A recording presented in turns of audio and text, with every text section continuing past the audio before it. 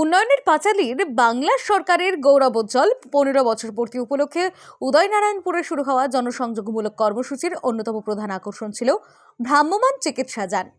প্রত্যন্ত ও গ্রামীণ এলাকার মানুষের দোরগোড়ায় স্বাস্থ্য পরিষেবা পৌঁছে দেওয়ার লক্ষ্যে এই উদ্যোগকে ঘিরে সাধারণ মানুষের মধ্যে ব্যাপক সাড়া লক্ষ্য করা গেছে।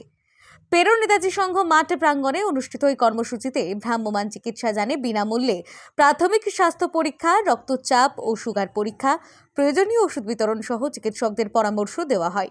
বহু মানুষ দীর্ঘদিনের অসুখ নিয়ে সরাসরি চিকিৎসকের সঙ্গে কথা বলার সুযোগ পেয়ে সন্তোষ প্রকাশ করেন। আমাদের এই মধ্যবিত্ত ফ্যামিলি এটা খুবই প্রয়োজন ছিল। আমরা মাননীয় মুখ্যমন্ত্রীকে অসংখ্য ধন্যবাদ জানাই যে আমাদের এই পরিষেবা দেওয়ার জন্য। বিশেষ করে প্রবীণ নাগরিক, মহিলা ও শিশুদের মধ্যে এই পরিষেবার চাহিদাও ছিল চোখে পড়ার মতো। অনেকের পক্ষে দূরের হাসপাতালে গিয়ে নিয়মিত চিকিৎসা করানো সম্ভব হয় না। সেখানে বাড়ির কাছাকাছি এমন চিকিৎসা পরিষেবা পেয়ে তারা স্বস্তির কথা জানান। উদয়নারায়ণপুরের বিধায়ক মাননীয় সমীর কুমার পাঁজা তিনি বলেন, রাজ্য সরকারের লক্ষ্য হলো প্রত্যন্ত এলাকার মানুষের যাতে কোনোভাবেই স্বাস্থ্য পরিষেবা থেকে বঞ্চিত না হন।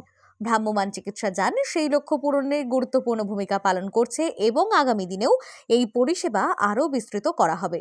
আমি এখন পেরো থানার অন্তর্গত পেরোর গ্রামবাসীকে পেয়ে গেছি। আপনার নাম? রণজিৎ দলুই।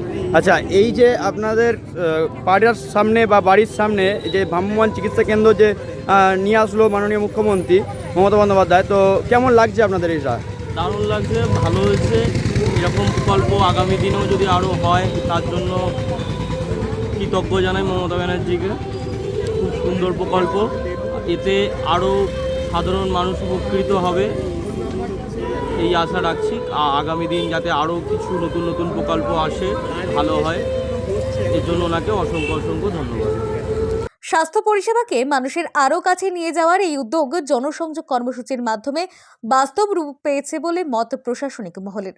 উন্নয়নের পাঁচালীর 15 বছরের সরকারের জনমুখী নীতির বাস্তব উদাহরণ হিসেবে ভ্রাম্যমাণ চিকিৎসা যান কর্মসূচি যে সাধারণ মানুষের কাছে গ্রহণযোগ্যতা পেয়েছে তা এই দিনের ভিড় উৎসাহে স্পষ্ট।